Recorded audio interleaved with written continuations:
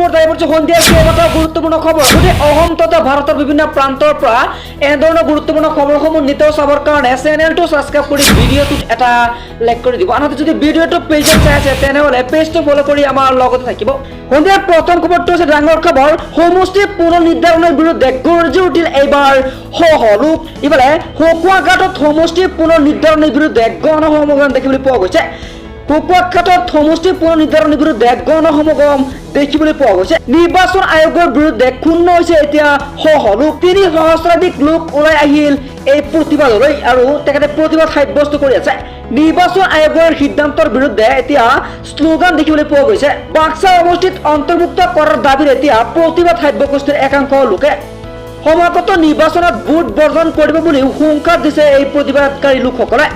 সমষ্টি পুনৰ নিৰ্ধাৰণৰ বিৰুদ্ধে এইবাৰ গৰ্জি উঠিল সহলোক পুনৰ জনাইছো সমষ্টি পুনৰ নিৰ্ধাৰণৰ বিৰুদ্ধে এইবাৰ গৰ্জি উঠিল সহলোক তামুলপুৰ সমষ্টিত হকুৱাঘাট অন্তৰ্ভুক্ত কৰিলে ভোট বৰ্জনৰ হুংকাৰ এইবাৰ সহলোকৰ পৰৱৰ্তী খবৰটো হৈছে ডাঙৰ খবৰ মোদী উপাধিৰ গোচৰত মুখ ঠেকাচে খালে এইবাৰ কংগ্ৰেছ নেতা ৰাহুল গান্ধীৰ আবেদন নাকচ কৰিলে এইবাৰ গুজৰাটৰ উচ্চ ন্যায়ালয়ে আবেদন নাকচ হোৱাত ৰাহুল গান্ধীৰ 2 বছৰ শাস্তি অক্ষত থাকিবলৈ মন্তব্য কৰিছে এই মোৰ জনাইছে ব্ৰেকিং নিউজ শাস্তি প্ৰত্যাহাৰ কৰাৰ সন্দৰ্ভত আবেদন দাখিল কৰিছিল বুলি ৰাহুল গান্ধীয়ে জানি পৰা গৈছে আজি গুজৰাট উচ্চ ন্যায়ালয়ে খাৰিজ কৰে এই আবেদন এই মোৰ জনাইছে এটা ব্ৰেকিং নিউজ বিগত লোকসভা নিৰ্বাচনৰ সময়ত মোদী উপাধিক লৈ আপত্তিজনক মন্তব্য কৰিছিল ৰাহুল গান্ধী এইবাৰ সুৰতৰ এখন নিম্ন আদালতে দোষী সাব্যস্ত কৰি সাংসদ পদ খাৰিজ কৰিছিল ৰাহুল গান্ধীৰ পৰৱৰ্তী খবৰটো হৈছে যে বিষ্ণুপুৰ জিলাৰ ফৌগফ চাওগাঁৱত নিশা দুৰ্বৃত্তৰ আক্ৰমণ দেখিবলৈ পোৱা গৈছে এই মোৰ জনাইছে এটা ব্ৰেকিং নিউজ পুনৰ জনাইছো বিষ্ণুপুৰ জিলাৰ গৌপাত চাওগাঁৱত নিশা দুৰ্বৃত্তৰ আক্ৰমণ এই মোৰ জনাইছে এটা ব্ৰেকিং নিউজ বিষ্ণুপুৰ জিলাত সংঘটিত হৈছে এক ভয়ংকৰ দুৰ্ঘটনা এই দুৰ্ঘটনাত নিহত হৈছে প্ৰায় 19 বছৰীয়া এজন যুৱক বুলি জানিব পৰা গৈছে নিহতৰ সংখ্যা আৰু অধিক বৃদ্ধি পোৱাৰ সম্ভাৱনা দেখিবলৈ পোৱা গৈছে এই ভয়ংকৰ ঘটনাত নিহত হৈছে এজন 19 বছৰীয়া যুৱক জানিব পৰা মতে ইম্ফলৰ ইয়ানাম খনজ দুৰ্বৃত্তই জ্বলাই দিয়ে মেগেটেড জনগোষ্ঠী ধৰ্মীয় গ্ৰন্থ পৰৱৰ্তী খবৰটো হৈছে এইবাৰ যাত্ৰীবাহী ৰেলত ভয়ংকৰ অগ্নিকাণ্ড দেখিবলৈ পোৱা গৈছে জ্বলি চাৰকাৰ হৈ গ'ল ৰেলৰ 3টাকৈ ডবা এই মোৰ জনাইছে এটা ব্ৰেকিং নিউজ ৰেলখনৰ S4, S5 আৰু SC ডবাত জুই লাগে বুলি জানিব পৰা গৈছে পলকনুমা এক্সপ্ৰেছত ভয়ংকৰ অগ্নিকাণ্ডৰ ঘটনা সংঘটিত হৈছে হায়দৰাবাদত সংঘটিত হৈছে এই ভয়ংকৰ অঘটন আৰু এই অঘটনত 3টাকৈ ডবা জ্বলি চাৰকাৰ হৈ গৈছিলে বৰ্তমানলৈ অহা নাই কোনো হতাহত হোৱাৰ খবৰ পুনৰ জনাইছে এটা ব্ৰেকিং নিউজ ভূপাইপল্লী আৰু পাৰ্গিপল্লী ষ্টেচনৰ মাজত সংঘটিত হৈছে এই অঘটন ঘটনাস্থলীত ৰেল বিভাগৰ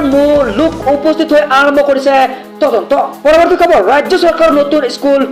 ৰুল দেখিবলৈ পোৱা গৈছে এইবাৰ বিদ্যালয় পৰিচালনাৰ বাবে যুগুত কৰা হৈছে প্ৰায় 26টাকৈ নীতি নিৰ্দেশনা কি নীতি নিৰ্দেশনা নাম জনাইছো ইতিমধ্যে কেবিনেটে অনুমোদন জনাইছে ৰুল বুকুত পুনৰ জনাইছে এটা ব্ৰেকিং নিউজ 15 দিনৰ ভিতৰত বিদ্যালয়সমূহে লাভ কৰিব বিভিন্ন ধৰণৰ নীতি নিৰ্দেশনা বুলি জানিব পৰা গৈছে চৰকাৰী বিদ্যালয়ত পাঠদানৰ সময়ত শিক্ষাৰ্থীয়ে অংশ ল'ব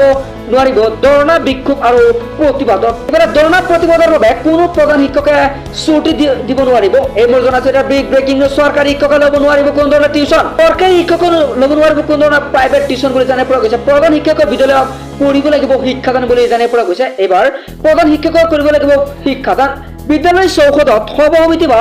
অনুষ্ঠান অনুষ্ঠিত কৰিবলৈ প্ৰধান শিক্ষকে দিব নোৱাৰিব কোনো ধৰণৰ অনুমতি বুলি জানিব পৰা গৈছে অৰ্ধতম কৰ্তৃপক্ষই বিবেচনা কৰিব এই সন্দৰ্ভত বুলি জানিব পৰা গৈছে ইমৰ জনাইছে ব্ৰেকিং নিউজ সামাজিক মাধ্যমত কোনো আপত্তিজনক মন্তব্য কৰিব নোৱাৰিব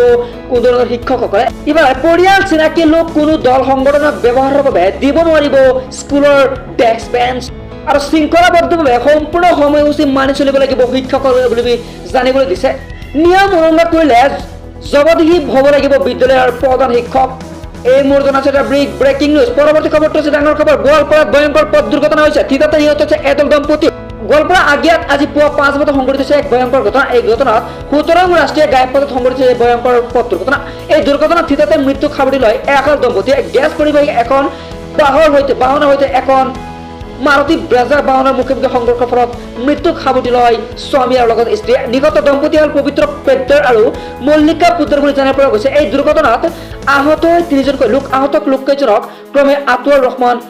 অভিষেক কুমাৰ সিংহা বুলি জানিব পৰা গৈছে পৰৱৰ্তী খবৰটো হৈছে ডাঙৰ খবৰ মোদী উপাধিৰ গোচৰত মুখ ঠেকাচে খালে এইবাৰ কংগ্ৰেছৰ নেতা ৰাহুল গান্ধীৰ আবেদন নাকচ কৰিলে এইবাৰ গুৱাহাটীৰ উচ্চ ন্যায়ালয়ে আবেদন নাকচ হোৱাত ৰাহুল গান্ধীৰ 2 বছৰ শাস্তি অক্ষত থাকিব বুলি জানিব পৰা গৈছে। শাস্তি প্ৰত্যাহাৰ কৰাৰ সন্দৰ্ভত আবেদন দাখিল কৰিছিল ৰাহুল গান্ধীয়ে বুলি জানিব পৰা গৈছে। আজি গুজৰাট উচ্চ ন্যায়ালয়ে খাৰিজ কৰে এই আবেদন। এই মুহূৰ্তত জনাইছে এটা ব্ৰেকিং নিউজ। বিগত লোকসভা নিৰ্বাচনৰ সময়ত মোদী উপাধিক লৈ আপত্তিজনক মন্তব্য কৰিছিল ৰাহুল গান্ধীয়ে বুলি জানিব পৰা গৈছে। আৰু এইবাৰ বিগত লোকসভা নিৰ্বাচনৰ সময়ত মোদী উপাধিক লৈ আপত্তিজনক মন্তব্য কৰিছিল ৰাহুল গান্ধীয়ে বুলি জানিব পৰা গৈছে। সুৰতৰ এখন নিম্ন আদালতে দোষী সাব্যস্ত কৰি সাংসদ পদ খাৰিজ কৰিছিল ৰাহুল গান্ধীৰ বুলি জানিব পৰা গৈছে।